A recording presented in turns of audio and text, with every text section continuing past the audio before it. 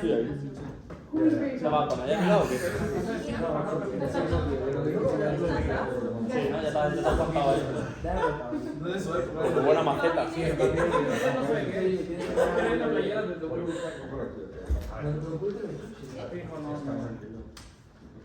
No, es que dicho, estas son dos ciudades.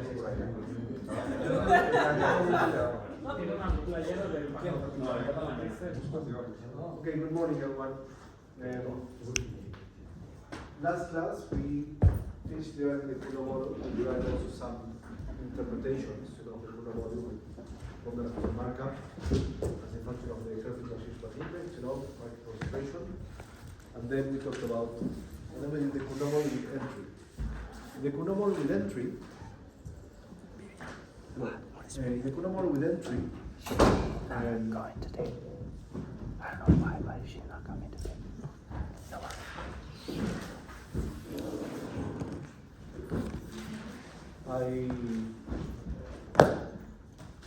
I made a slight, not error, but I could have done the proof that would have satisfied you a bit more, but I didn't actually. The way I did it was not perfect. So let me correct that. Why don't we look at it again? No, especially this welfare function, because I think I didn't do the argument 100% right. What I did wasn't wrong, but I could have gone further. So remember we like, okay, we had like the zero profit condition, right?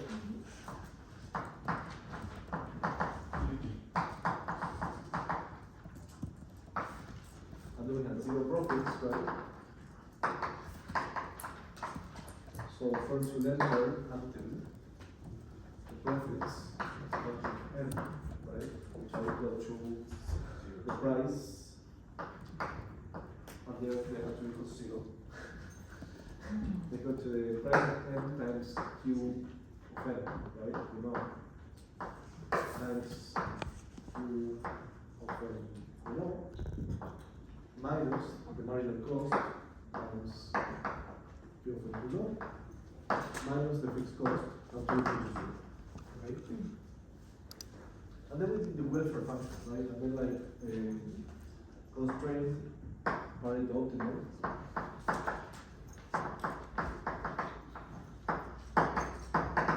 We had to do the change in welfare with respect to the number of runs, right? So we had to write the welfare function. Remember this? So we had to write welfare as a function of the number of runs. So to maximize this, we were talking about optimal. And then that was the integral between 0 and n times q of a inverse equal function as a function of s ds plus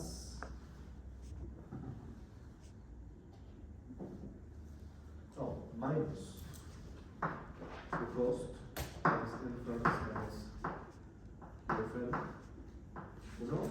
minus n times the fixed cost.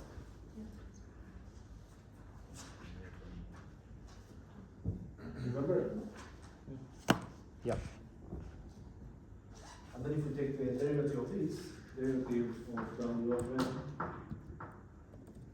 with respect to n, this was equal to p of n times q of n, times the derivative of this with respect to n, right? Which was q minus n times the derivative.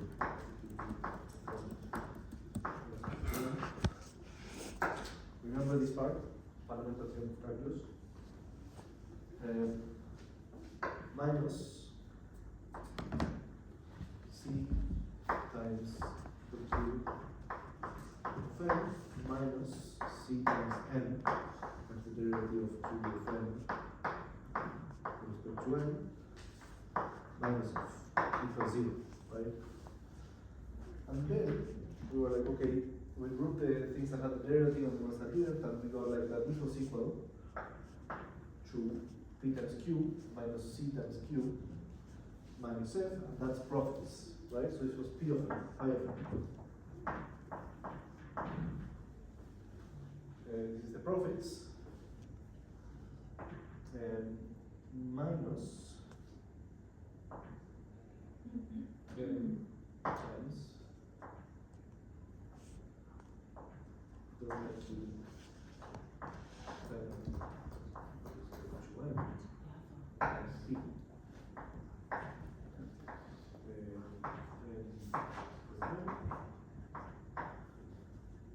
Minus C.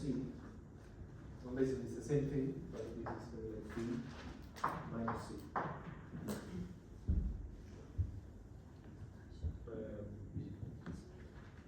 Well, this is a plus. I don't know what minus C. So it's plus. Okay? And then I was like, okay, and then the profits are equal to 0 at the here, which is true, but we didn't actually need to say that. We could say this is true for any n. We don't have to say when n is the free end, so we can just say this is, as a this function of n is always lower than phi of n, right? And so then I could have said this, but I didn't, because I didn't do it. And then we say this now as a function of n, we're going to plot these two functions, right? And this one is always, sorry, not lower. No, yes, it's lower because this there is there. It's lower than 0, yeah. It's 0. So this one is always lower than, so we have first free entry, like pi of n, right? And this is going to be like the n with free entry. And then with the optimal one, the constraint by the optimum is going to be delta w with respect to n, and this is going to be the constraint by the optimum.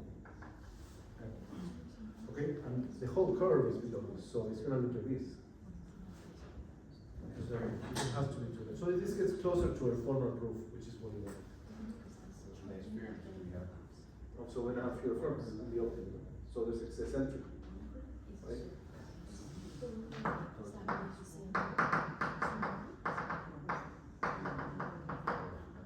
And that's intuitively because of the business team. Firms that enter free entry are taking profits away from the firms that are already there. So they don't internalize it. But The one that is above, that's with free entry. right, profits. So the one, the optimal, I need to do logic there, but the optimal had less for. The optimal one for the condition for the free entry one is the profits equal to 0, right? Net of the cost of entry. So that's pi n equal to 0. That's the free entry. When that crosses 0, that's the free entry number of errors.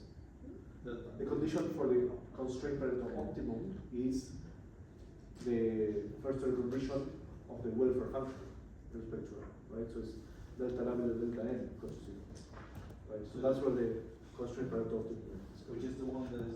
This one that's going to be below because it's equal to the profits plus something that's going to be higher. I understand that's the optimal in terms of to maximize profit for the firms, right?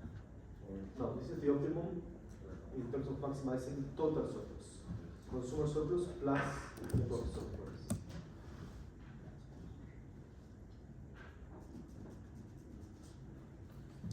The optimum to maximize the profits of the firms is monopoly.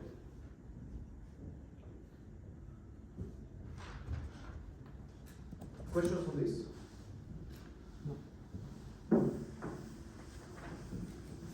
Is it clear enough? Not before, hopefully. Yeah. I think it's okay. So then, today we have to do two things.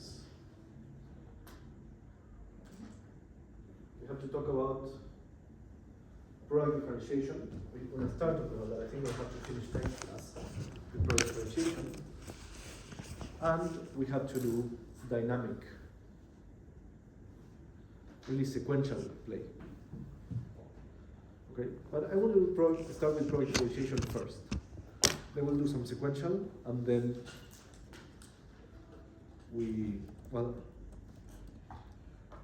and then we do more product differentiation. Okay, I think we need to see the Cournot and Bertrand models with product differentiation before we move on. This is like very fundamental. This is like the next building block that's going to happen, and we're going to use all the time, is the model with linear demands, but with product differentiation, with quantity and price competition.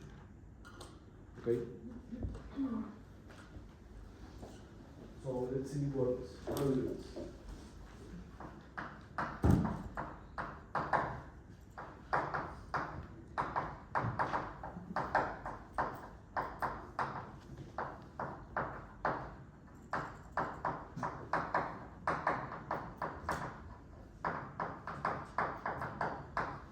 With product differentiation, we differentiate products. Okay, so there's basically two ways in which economists think about differentiated products. Two ways that you can model.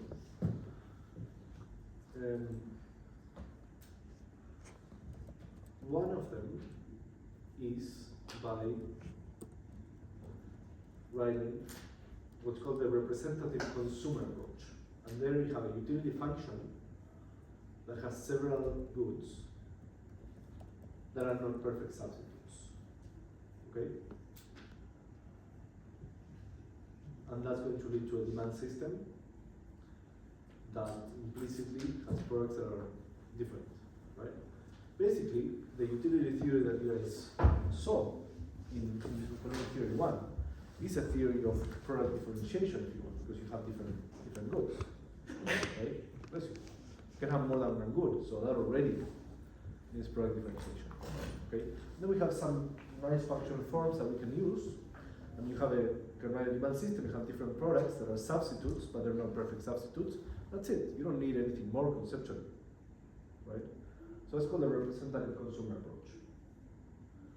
And then the other way that's used a lot in the literature is called the discrete choice approach. Okay, so basically, we're going to have each consumer is going to just choose one unit of a given category of products. Like you can think of a consumer like going to the grocery store and try to think what ice cream they're going to buy, and they're going to buy one ice cream that day. Okay? So the consumer makes a 0-1, so that's why it's a discrete choice approach. Okay, it's a discrete variable. Like it's not like they choose, I'm going to consume 258 grams of this ice cream and 314 grams of this other ice cream. I'm like, I'm gonna buy a tub of ice cream, and I'm gonna pick, today I'm gonna pick the sheep's milk Navarra cuajada flavor ice cream. You know, this exists. I didn't make it up. I love it. It's good. I'm trying. For the people who like black garlic butter and Suits cuajada ice cream. but then some people are going to love the cuajada sheep's milk ice cream, and some people are going to hate it. Or they're not going to like it so much. And some people are going to really like the unicorn flavor ice cream. Those people are called children. And other people. And what? And other people. And adults, but it's not okay if adults do it. So, Okay. I was reading on social media the other day that apparently now some people went to Disney, like Disneyland, and they're really depressed because now apparently it's full of adults and there's almost no kids. It's like adults who grew up with Disney and now they have money, and they go to Disneyland as grown-ups. It's like the world has changed, you know. So it's like adults behave like children. Children behave like adults. I don't know. Okay. Okay, so basically there's these two approaches. We're gonna have one in which we have a representative consumer that has a utility function that has that includes basically implicitly some degree of differentiation from the products, and the alternative is to have like a much more micro-founded kind of model, where we're gonna model each consumer's decision to buy one product in the grocery store, and then we add up, we integrate the sum over across all the consumers, and obtain an overall demand function that's an aggregation of these like individual discrete consumer choices. You see what I mean? That's much more satisfying in a way, right? Than writing down the utility function. But it's also more complicated. So let's start with the utility function approach.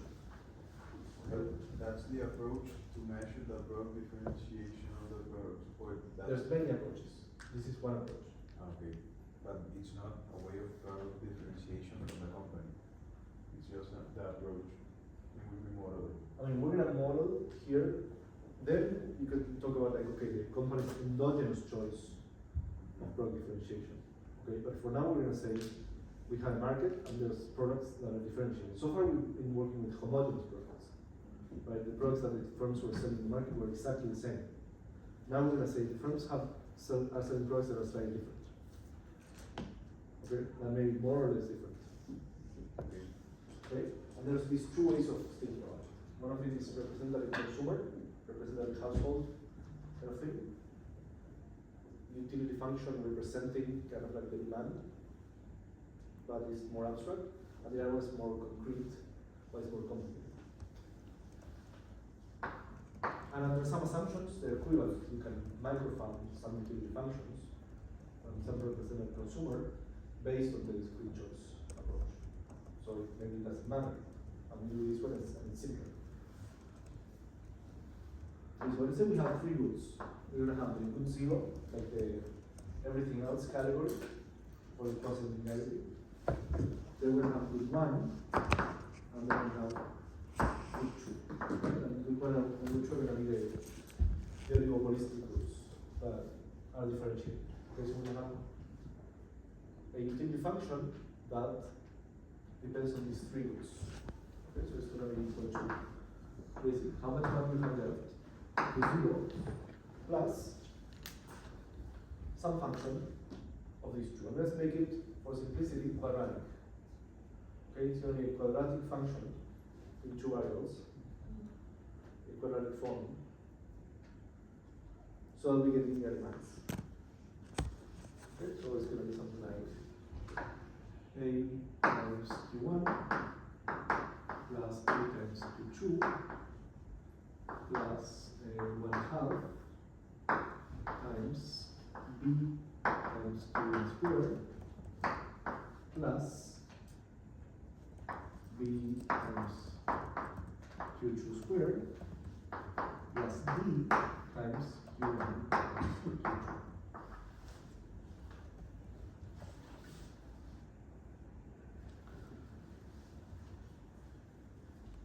Okay, this is just like a general quadratic function, actually not completely general, it's symmetric between the two products of Q1 and Q2. Can you repeat that again? What about symmetry? Well, it's symmetric because the A is the same for the linear part, and then like for the quadratic part is B and B. Okay.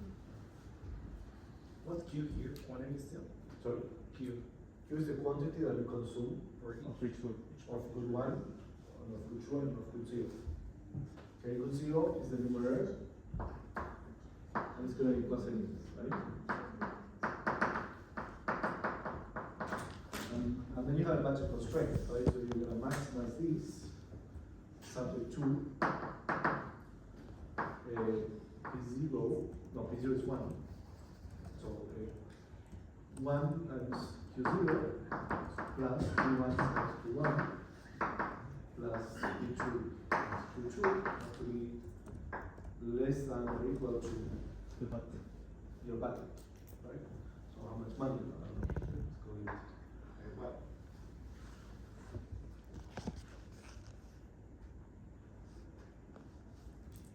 Okay, so now we need to derive the demand system.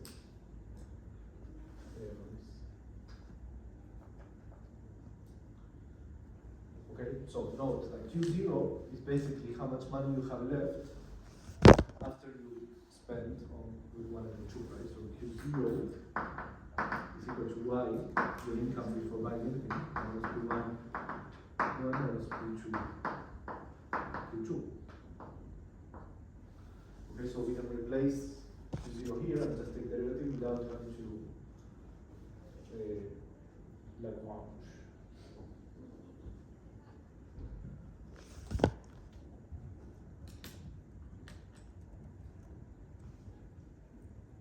So if we take derivative after substituting this Q0 here, what I want to get? We take derivative with respect to Q1 and Q2, right? We don't have Q0 anymore. So derivative with respect to Q1.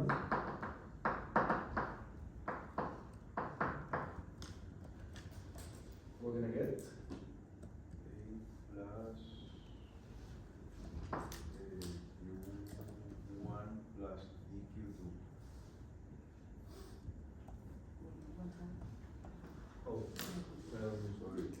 no, you're right, but I should have put it minus here. Just it doesn't matter, but it matters for making these coefficients positive. Otherwise, I have to make the coefficients negative. So you'll see why. So why. You'll see. Okay, so that's a minus. That's a steady change. Okay, so now what's the derivative? A minus Q1 plus DQ2 minus P1.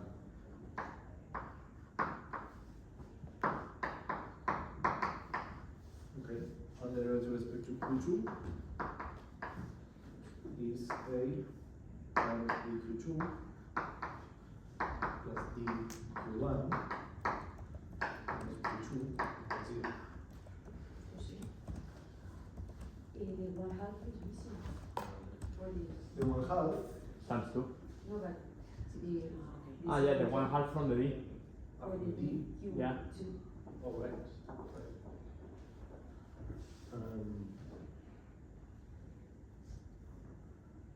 That's true.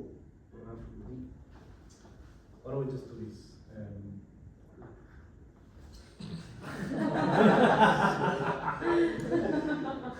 Can we do that in the exam? Can we do it in the exam? I'm gonna do 3 minutes. Yeah, putting a 2 and we use everything. It's kind of arbitrary, right? Yeah, I mean, just No for tomar la mano y I depende. know this works out somehow, but. Well, otherwise I just have like the 1/2 here. Yeah. Ale, igual no puedo hacer eso. Descubre esta con la respuesta. Okay, so then this gives us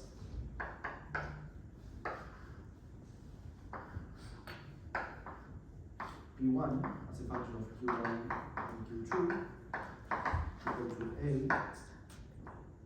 minus B times Q1 minus B times Q2 and B2 as a function of Q1 and Q2 equal to A minus BQ2 minus BQ1.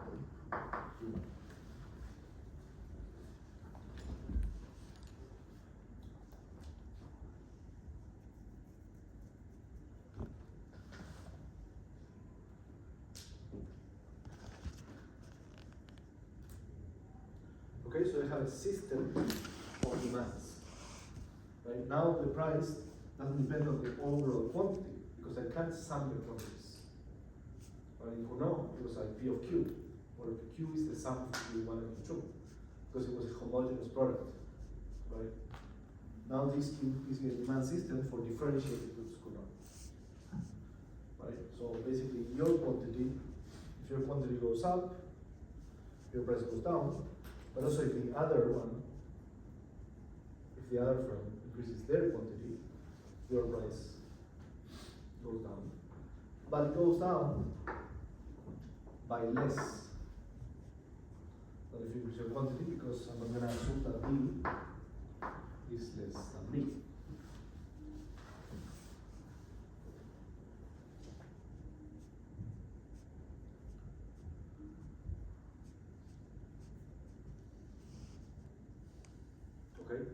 So basically, if D were equal to B, we would be in the case of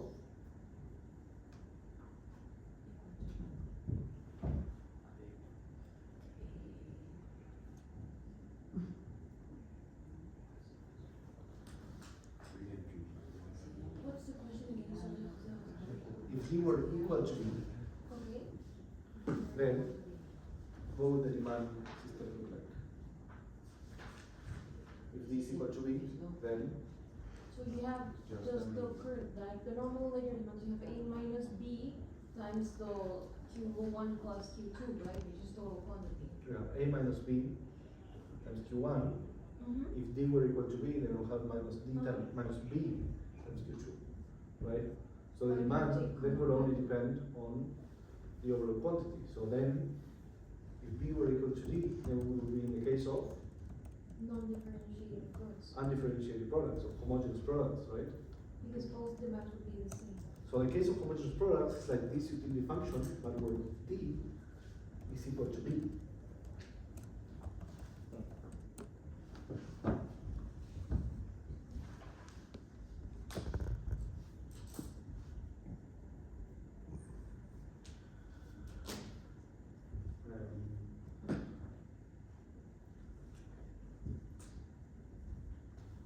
Right? Because if D is equal to B, if D is equal to B, then B kind of comes out here.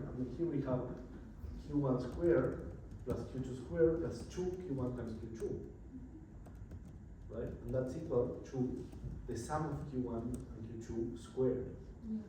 Right? So it's just like a quadratic function in the sum. Because then you have A times Q1 plus Q2. You see what I mean? Yeah. If note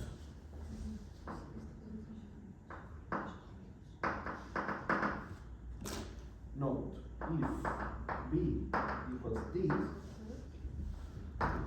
then the utility function is utility of Q0 and Q1 plus Q2, right? You know, it all depends on the sum.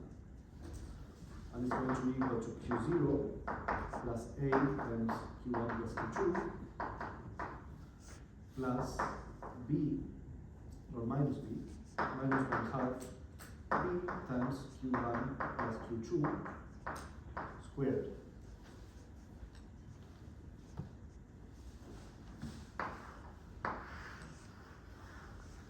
Okay, so it only depends, it's like you have really a utility function of one input, and 0. So that's a nice thing, kind of like, that's the limiting case. Now we're going to consider the cases where like we actually make them differentiated by reducing the loading. You see what I mean? We take like this extreme case of homogeneous, and now we kind of make them differentiated. The lower the D is relative to B, the more differentiated they are. And that means the less the quantity of the other one matters for your price, because the product comes like further and further away from your product.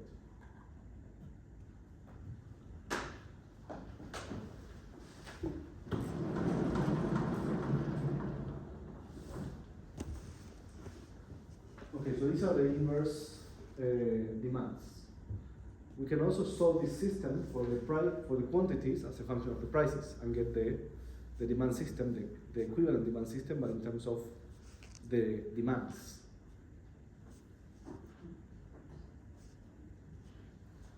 Okay, so let's do that. Which types of demands now? What are we doing? These are the inverse demands, right? This demand Yeah. system. This is the inverse demand system. Right? Yeah, so it's P as a function of Q. This is the inverse demand system. But now we can solve for Q1 and Q2 as a function of Q1 and Q2 as a system of 2 by 2. We can solve it for the demands. Why would we need that? We're going to need it because with this one we can do Coulomb. To do Bertrand with differentiated goods, price competition, we're gonna have to express it in terms of the demands and not the demands. So we need both.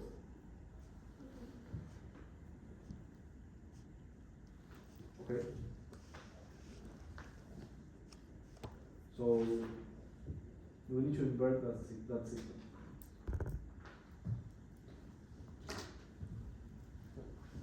How do we do that? We need to inverse the system. Or you said by you are saying by you expressing in terms of Q1 and Q2. You put Q1 equal to blah blah blah blah, Q2 equal to blah blah blah blah, and substitute Q2 in the first equation. We can do that. We can solve for one and then like substitute in the other.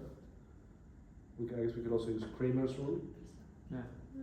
So I mean we could express this like in matrix form and do Kramer's. We could do Kramer's rule, but I've never been a huge Seinfeld fan, so let's do it this way. But They are also, symmetric. No one is what Seinfeld is. Okay. They are symmetric fractions. So they have the same value. They're symmetric. So So Q1 is equal to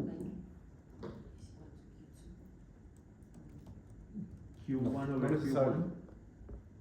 It's a good point. I mean, in equilibrium there will be, but the system to write the system, we have to consider the possibility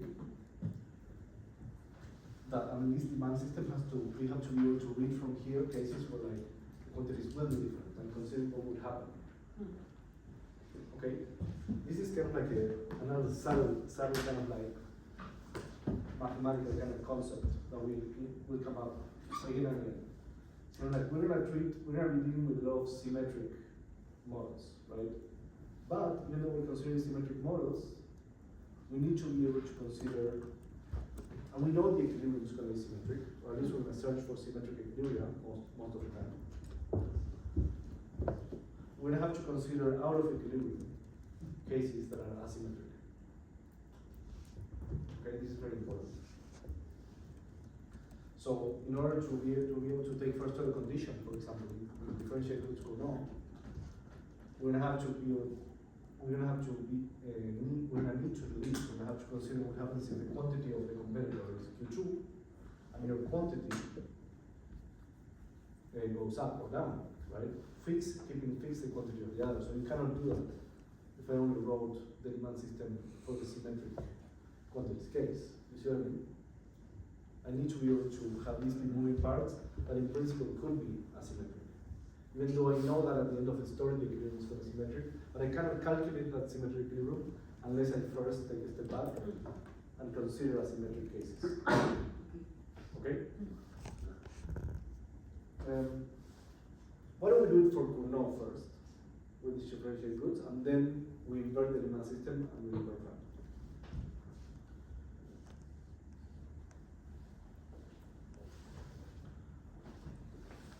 So Cournot.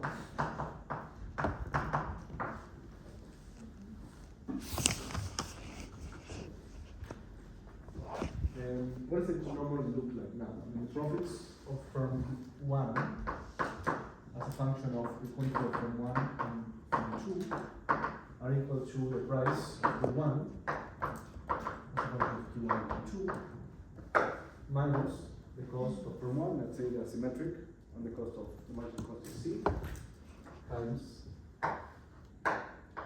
Q1.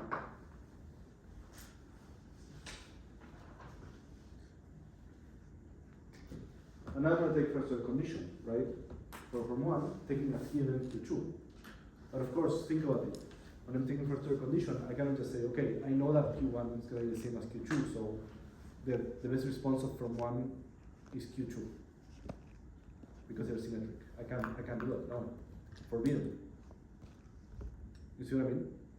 I'm going to have to consider, okay, if they produce that quantity, I mean, I know that the firm is symmetric, but I'm going to forget about that for now. Be like, if they produce Q2, how much would I produce? And I have to consider the quantities that I could produce. So I have to take first order condition, which means I have to take the derivative of this with respect to Q1, and that's going to be and this is equal to A minus B times Q1 minus B times Q2 minus C times Q1. So first of all, with respect to Q1, it's going to be A minus 2B Q1 minus D Q2 minus C equals 0. Same as before, but instead of a B, now I have a D here. Very similar to Kuhn with homogeneous. It's just like now this is D, right? This is D. Remember, with homogeneous it would have been minus B here. And same for the other form, right? So for from 2, anyway, from here I get the best response function, right? So Q1 equals A minus D Q2 and C over Q2. Right? So this response looks similar to before, but the slope is a little bit lower, right? Because D is less than B. So the slope here is going to be D over 2B instead of 1/2.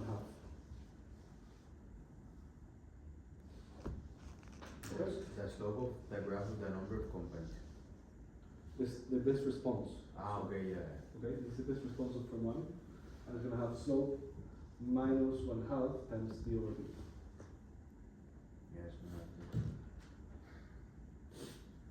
so And then for the other firm, it's going to be, we don't even have to do it, but Q2, this response is going to be Q2 equals, here I can say, okay, things are symmetric, so the response is going to be the same, but switching the firms. Okay, you have to have a bit of a nose for which ones, when you can say, okay, when you can apply the symmetry trick and when you can't. Okay, this is a bit of practice and just like experience. Okay, just like you'll figure it out. I mean, maybe you'll make a mistake. I mean, but it's like I cannot apply symmetry here when I'm writing this. I'll be like, okay, Q1 equals Q2, and I'm gonna take first order condition as if the imposing of the quantities are the same here, right? But I know that the best response of from 2 is going to look exactly the same as the response of from 1, but with the firm switched. Okay, that's fine. It's like this is, and if you can't figure it out, just do the best response of from 2 again, like from scratch.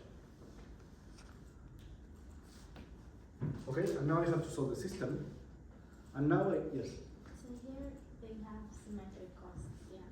Mm-hmm. The C is equal for both firms. This is symmetric. Okay. I'm assuming that. Basically, I'm trying to keep everything symmetric and simple.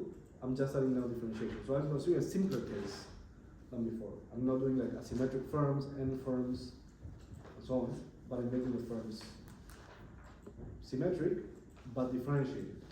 It's kind of interesting, right? It's kind of weird because it's like now they're different but they're the same. Before they were different, but the product was homogeneous. Before the product was homogeneous, but the firms were symmetric. Now the products are differentiated but in a symmetric way. I don't know if that's useful. Okay, so now I'm going to solve for the Nash equilibrium, right? I'm going to solve for the Nash equilibrium now.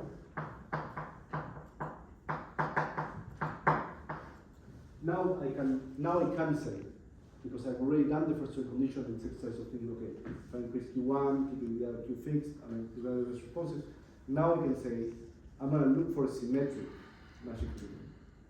And so I can just take the best response, and because they look the same, I can say Q1 equal Q2,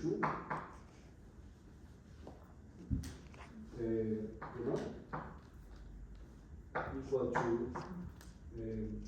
well, I don't want to call it Q, because it's like, they're going to be the same, right? So I can say Q2 equal Q1. So now I just have one equation to solve. So Q1 equals A over 2B minus 1/2 times B over B minus 1 half C over B. Times Q1. So I can make this Q2 equal to Q1 to search, because I'm searching now for the symmetric equilibrium and I've already taken first order conditions. You see what I mean? Now I can impose this. After taking the first order conditions, I can look for a symmetric one. I can say this is Q1. Okay. So now I can put this to the side. I'm going to have Q1C times 1 plus 1 half times B over B is equal to A minus C over 2.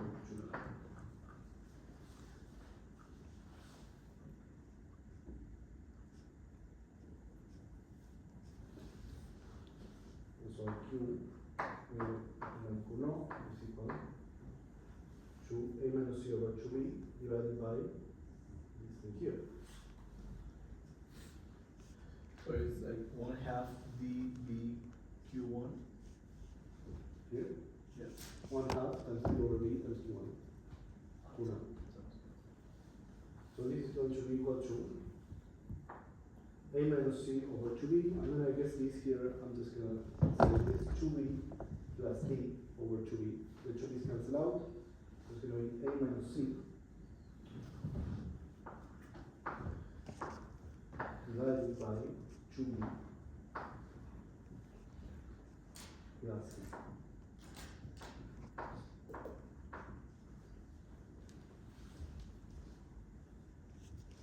Okay, and that's the same as Q2.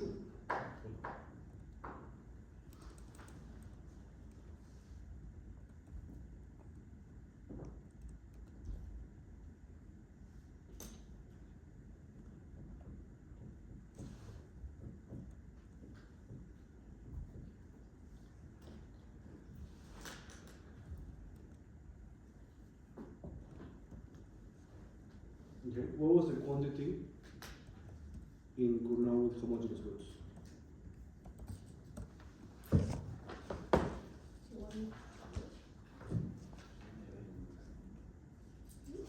With two firms.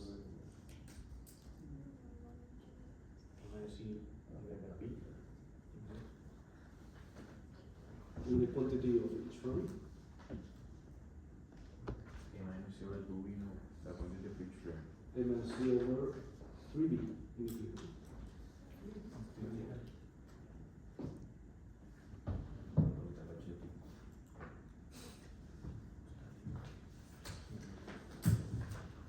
Okay, so that's like a special case of this. When B, if B goes to, if B is equal to B, Yeah. you will get that.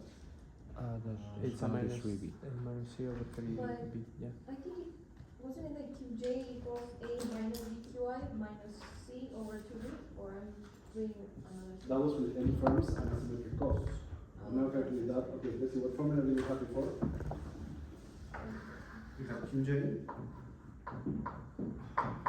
equals Sorry. A minus C inside. A minus BQI minus C. No, that was the best response function. A minus C To over, throw the equilibrium. over B times n plus 1. It was A minus C over B with in the symmetric case times n plus 1. And n here is 2, right? The number of firms. So B times B, B times 3 over B times 3, right? And here this is 2B plus B would be B times 3. Okay? So yes, we check that it's the same as the symmetric group. And then we plug in these quantities into the inverse demands, and you're gonna get the prices. Okay, but let's not do that. Now let's do Bertrand. Any questions on this? This is super easy. Relatively easy. I mean, if we make it symmetric, yeah. If we make it symmetric. Now, what's going on? I mean, the concept of what we're doing. Hmm. It's Keep it symmetric. It's clear. I mean, we can keep things symmetric, but remember that even in the symmetric case, sometimes you have to consider asymmetric cases in order to solve for the symmetric value. So that's where the difficulty is.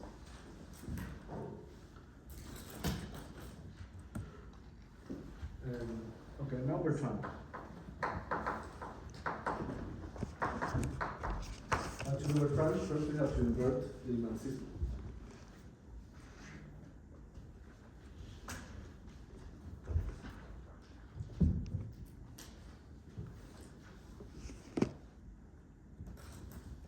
So we now have BQ1 times Q1 is equal to A minus Q1 minus B times Q2. Right? And then we divide by B here. So we're gonna have Q1 is equal to A times B minus P1 over B minus D over B. Okay, and then we substitute this in the settlement. Right? And we're gonna get A of P2 is equal to A minus B times Q2 minus D times A over B minus P1 over B minus D over B times Q2. Okay, so now we have just P1, P2, P1, and Q2 here. So we can solve for Q2 as a function of P1 and P2, right? Which is the demand. So let's see. We have minus B here, and then we have here minus as plus D over B. Okay, so we're gonna have B plus D squared over B times Q2 equal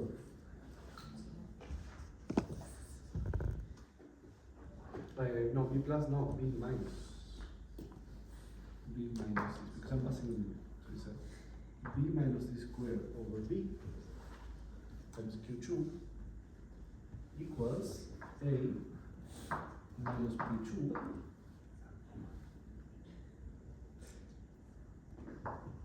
minus D times A over B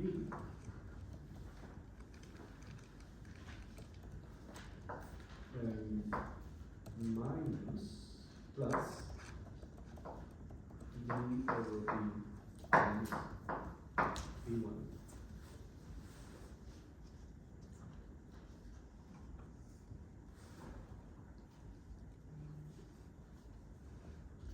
Okay.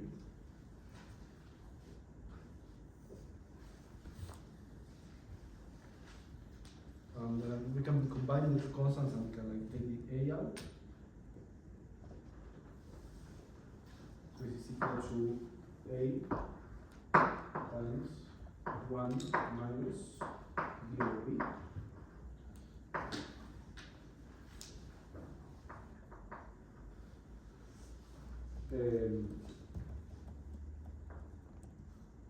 Minus P2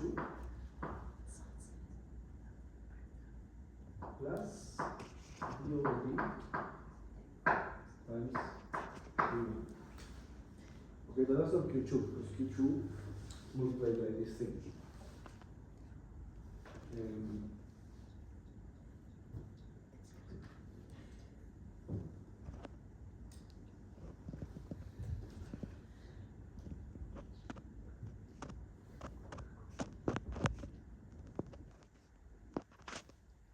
This thing I used to write it as, can take the B out, and this could be like B times 1 minus D over B squared.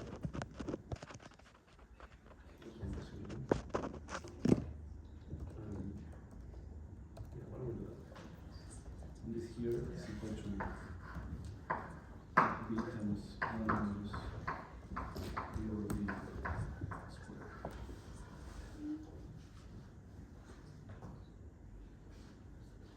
Okay, so then I'm gonna get q2.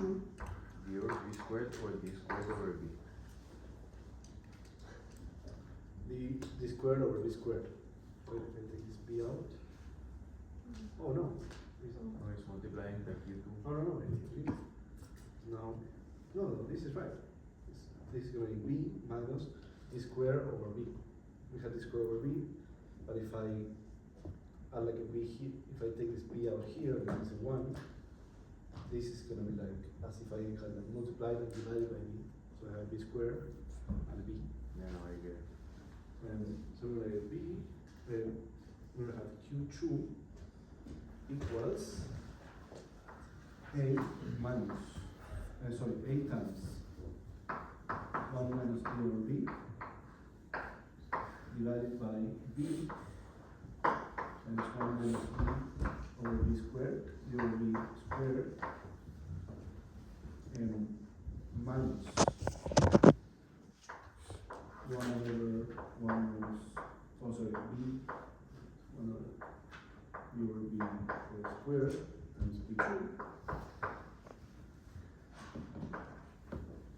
plus b over b divided by b times 1 minus b over b squared times b1.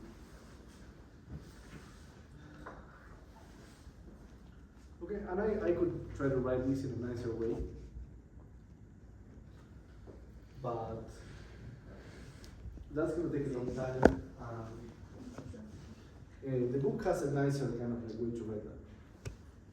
Okay, you can simplify things, and then it's going to be kind of nice, but not that nice. But I don't need to. No. Because we have to cover the others. It's 12:30. We're very far behind. Not very far. It's not a catastrophe.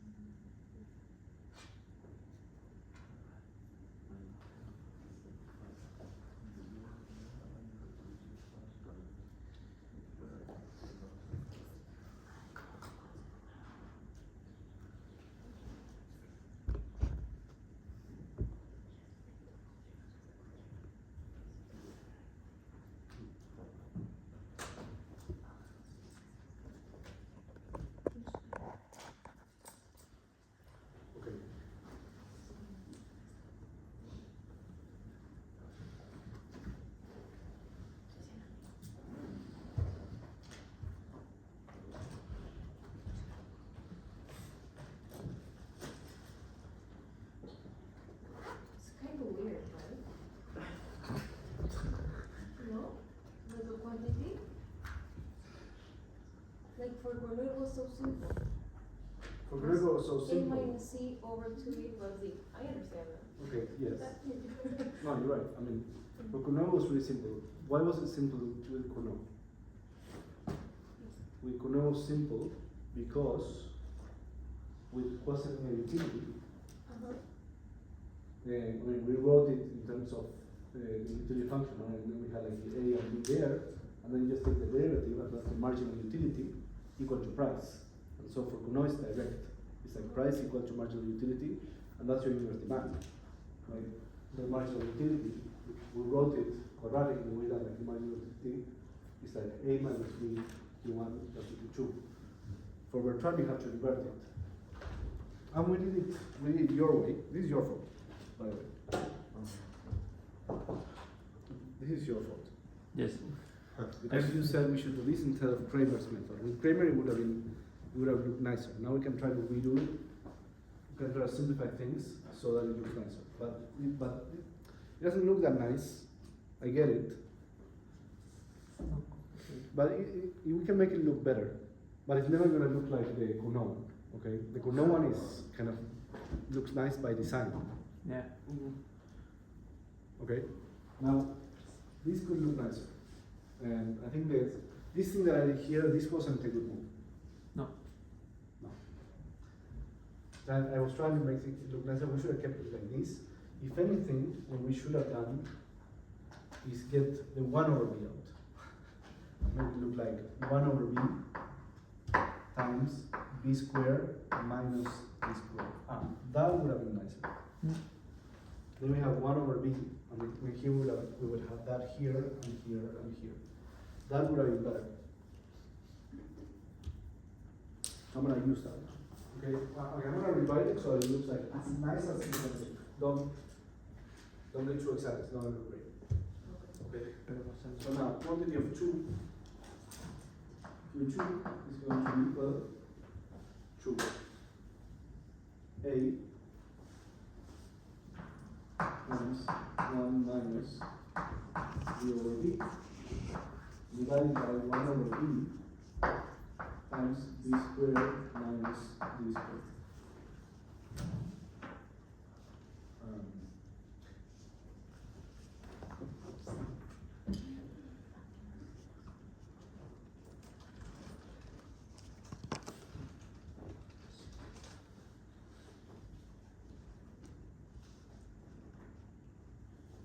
Okay, and can we do that?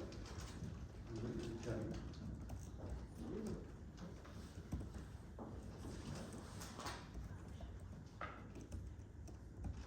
Yes, we can.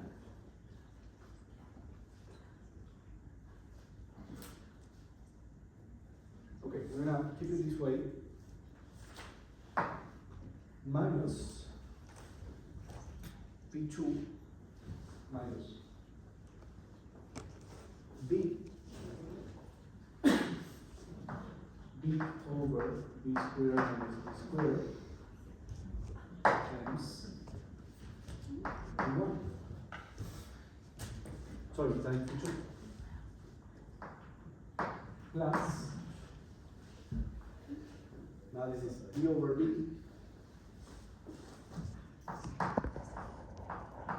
divided by 1 over b times b squared minus b squared times b1. It still doesn't look great, does it?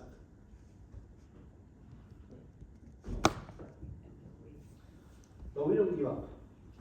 Beauty is relative, we could leave there. We can take We could give up. b squared minus b squared. No, it's just Wait, like- did I, 1 over b squared minus b squared. oh, I did some, this is,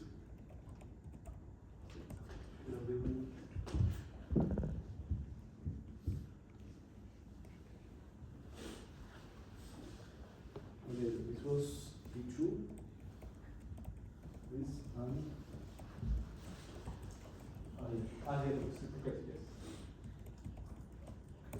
1 over B, it looks like 1 over B, right? Now we'll see. Does it look great? They look better. It can look better. I think we're not gonna be able to remove the squares, so that's like the finish line. Well, look, I want to do one thing first. First, I'm going to take this 1 over b out here.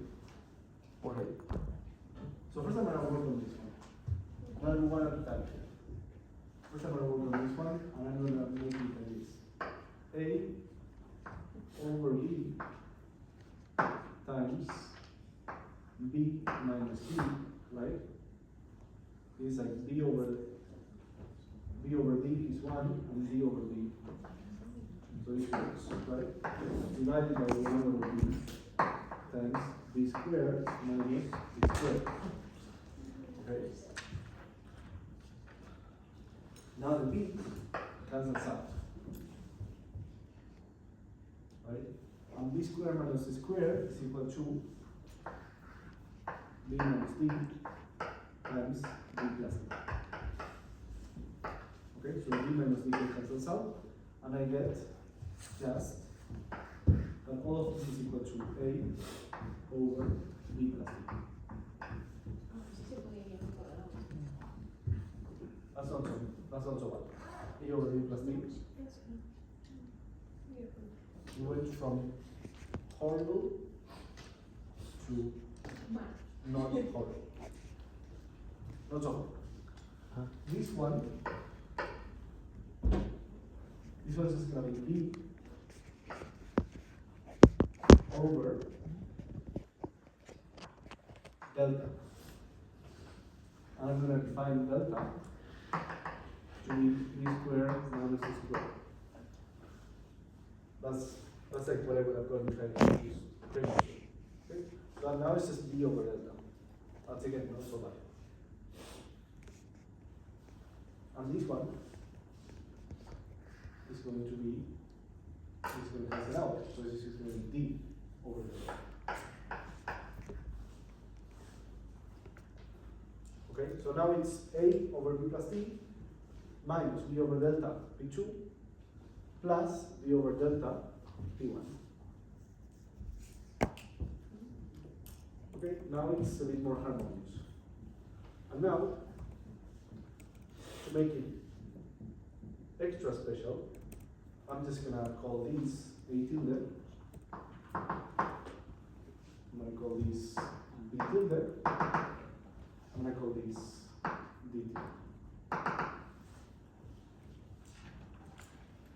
And now my inverse system is going to be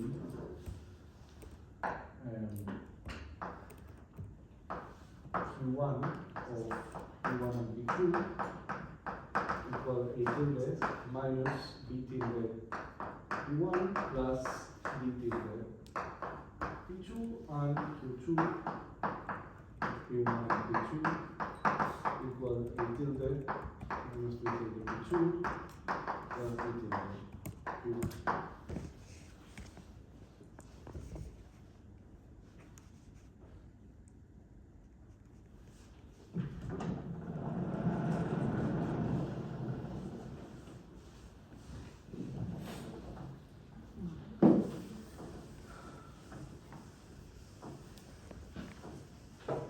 And now with that inverse demand system, we're going to play a game of price competition over time. What we're trying to do.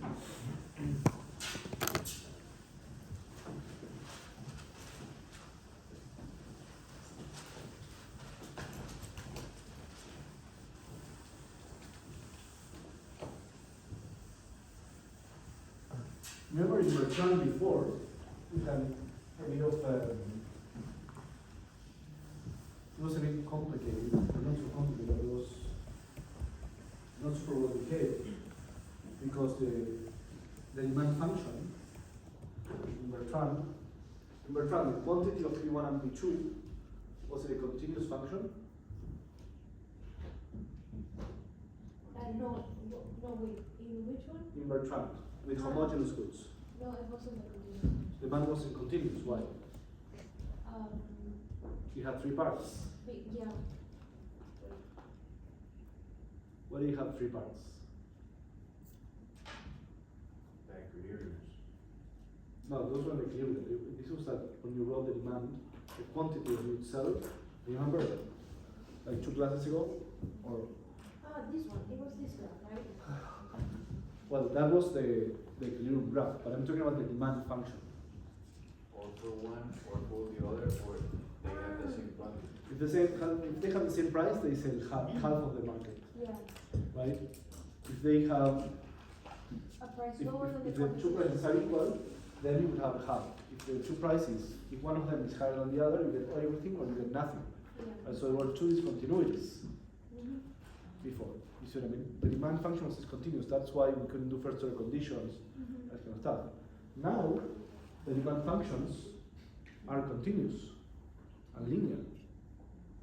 That's why I don't really get.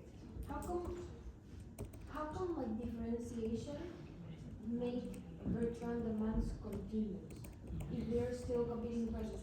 Like maybe because they're differentiated, maybe there's a point in which like basically can charge the same price because they have different groups. I Or what's the mean, matter? why does differentiation make the demands continuous? If you have a homogeneous good, you're a bit of in a knife edge case. So if your price is 1 cent higher than the other company, nobody will compete because the goods are exactly the same, right? For everyone. Uh-huh. Here, if you increase your price by 1 cent, some people still buy from you because your product is differentiated and some people prefer it, right? So you still get some demand. So there's no discontinuity now. So, And if you reduce the price, it's not like you get the whole market because some people still don't like your product as much as the other two just because it's 1 cent cheaper, right? So it's not like everybody's going to buy from you because you have a product that's 1 cent cheaper because your product is different from the other product. So there's still demand for both products even if the prices are not the same. So okay, so there's That a story window for that we had market. before, sorry. So there's a window for like a market. Like I don't know if it's called a market. It's There's not a for a window markup, for it's just like prices. here there's scope for the prices to be different and still both products sell something. less price sensitivity in this game. It's less price sensitive for each one, yes. And there will be more of a markup. That's true. I mean, it is true that now there's more scope for the remarkup. Okay. And is there a point Because in before which, the price elasticity of the firm was infinite, yeah, and now that's it's not, Uh-huh. right? No, that's not. So yes, price differentiation or product differentiation introduces market power. It's one of the main sources of market power, in fact. And is there a point in which you charge such a lower price, say P1 equals its marginal cost, that it can take all market? There's no such possibility in this model. There's no such possibility. No, there is. Oh, there is, okay. And think about it. D is less than B, Uh-huh. right? So suppose that the price of the other firm is 5, right? If you put a price that's high enough, Mm-hmm. you're not gonna sell anything at some point here. And if you put a price that's low enough, you're going to take all the demand from the other firm. Because B is greater than D. So you reduce your price and you have to reduce it less than 5 in order to eliminate the Okay, demand of the other. so that's why D is lower than B, right? So that's why D is lower than B, because even though you have a chance for a markup because of differentiation, there's a point in which if you charge such a higher price, differentiation doesn't matter. The market goes to the other product. Right. Okay. Here, all the market can go to their product Mm-hmm. here, but it doesn't go immediately. It Okay. goes continuously. Okay, there's no discontinuity. Now, because there's no discontinuity, we can solve the Bertrand model, kind of like we did the Kuka model. Okay? So when I have the profits of the firm, the profit of the firm 1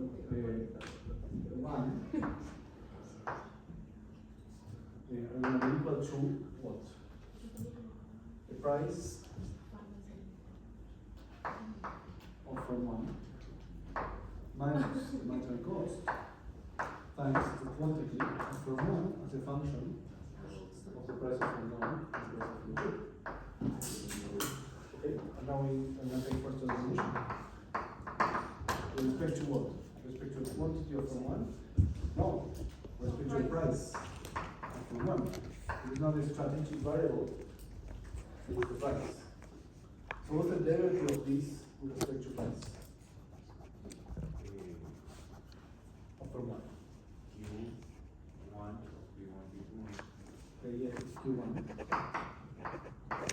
P1 and P2.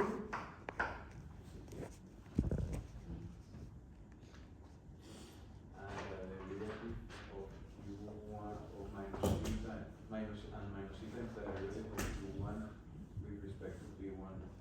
Okay, Q1 is because we did the derivative of this, which is 1 times this.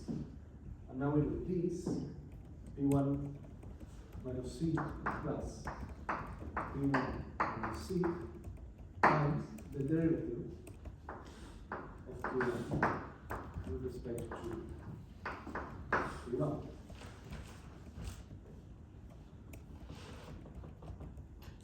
Equals 0.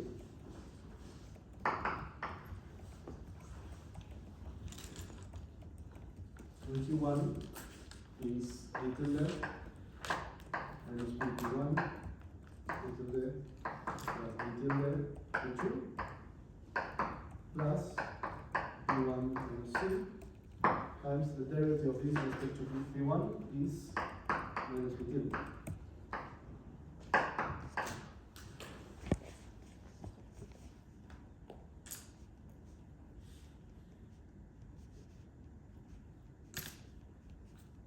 Okay, so this gives me the best response function.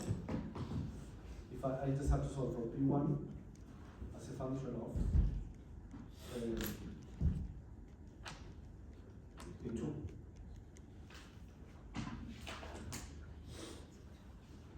So I'm gonna have minus 2 B tilde P1. I'll put it on the other side, and I'm gonna have here A tilde plus B tilde P2 plus C B tilde. Okay? So here P1 is going to equal B tilde plus D tilde plus P2 plus C plus B tilde over 2 B tilde.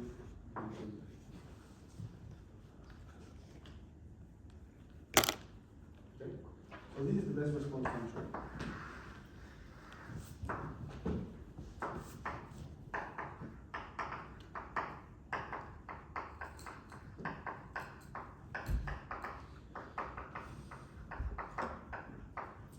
And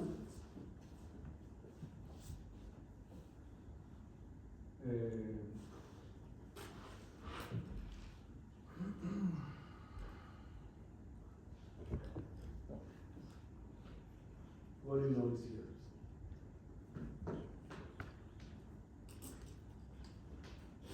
Now the slope of the best response function is positive, right? It's D tilde over B tilde times 1/2. It's 1/2, right? Slope of this is P2 and this is P1, right? First of all, there's an intercept which is A tilde plus C times B tilde over 2B tilde, right? It's going to be like an A tilde plus C B tilde over 2B tilde. And then there's a positive slope, positive and less than 1, and less than 1/2 actually, right? It's going to be slope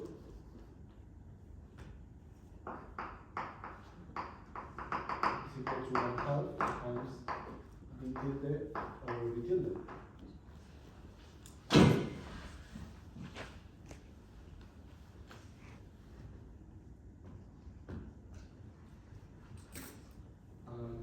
B tilde is less than B tilde. They're like the same, they're just like, both are divided by this delta denominator, right? So B tilde is still true that B tilde is less than B tilde.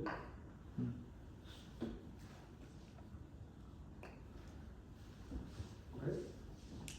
And then for the other firm, it's symmetric, right? So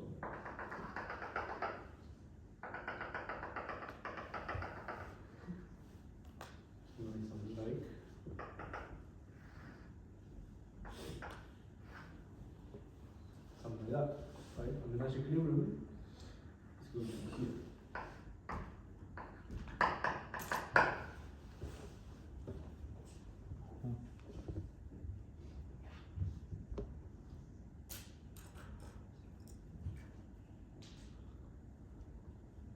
And we can solve for the symmetric Nash equilibrium here by imposing symmetry here and solving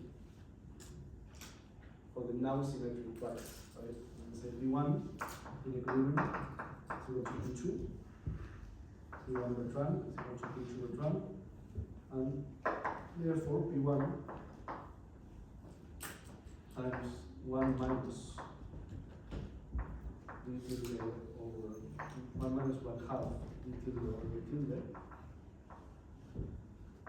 is equal to A plus C d tilde over C d tilde.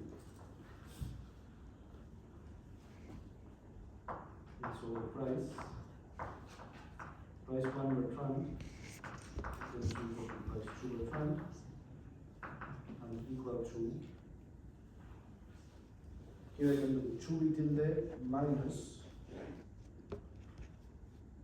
2 tilde minus d tilde divided by 2 tilde, and then the 2 tildes cancel out, and we're going to get A plus C d tilde divided by 2 tilde minus d tilde. Okay. This is going to be a symmetric Nash equilibrium. All that with the symmetric, right? From P1. What?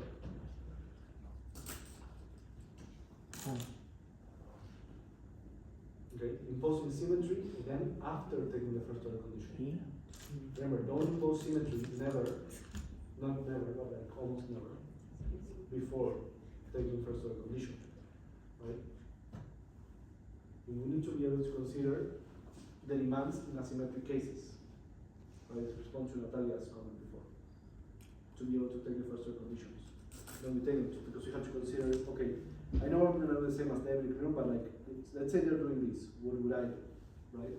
Because I need to check that what I do is the optimal thing, and then we impose symmetry and we find, okay, what are we gonna do in the end if everybody follows this kind of like optimization procedure, okay? There's 2 steps. In the first step, we don't impose symmetry. We impose symmetry kind of at the end.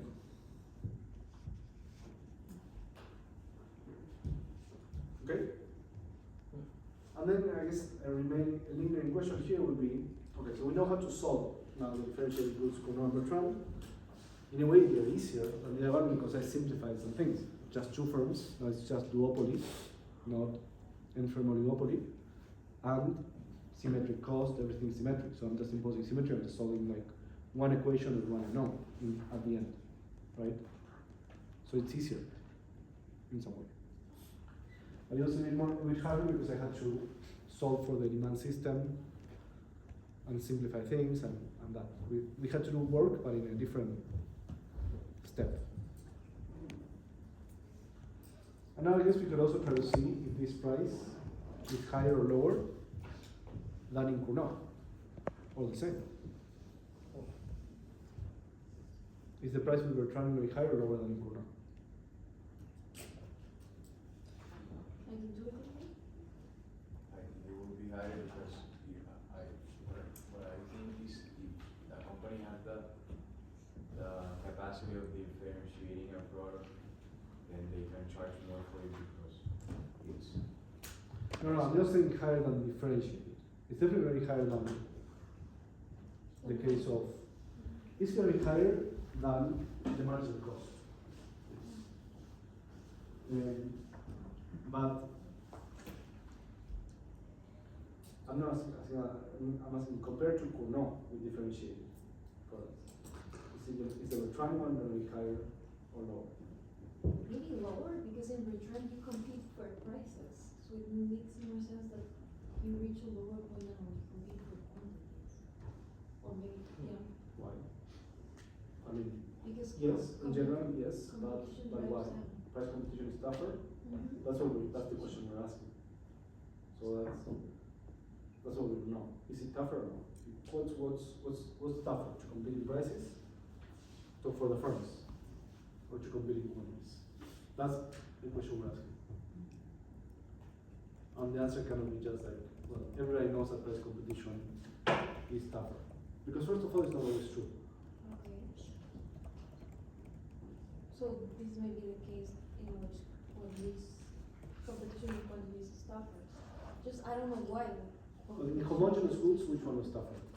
Hmm? In homogeneous goods, which one was softer and which one was tougher?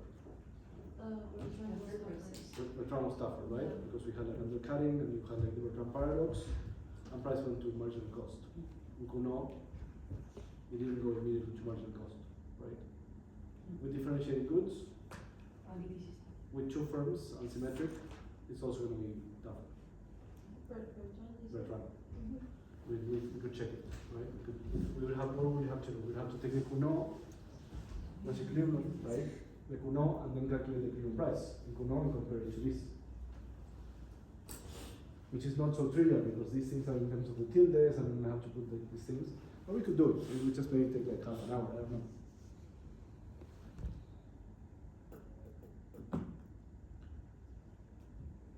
What? You want to do it?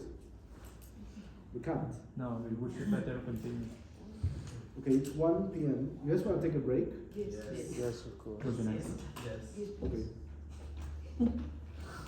Okay, 1 p.m. we're gonna take a break until 1:15. Great. And then we come back and we go on to like 2:30. To first, I'm not.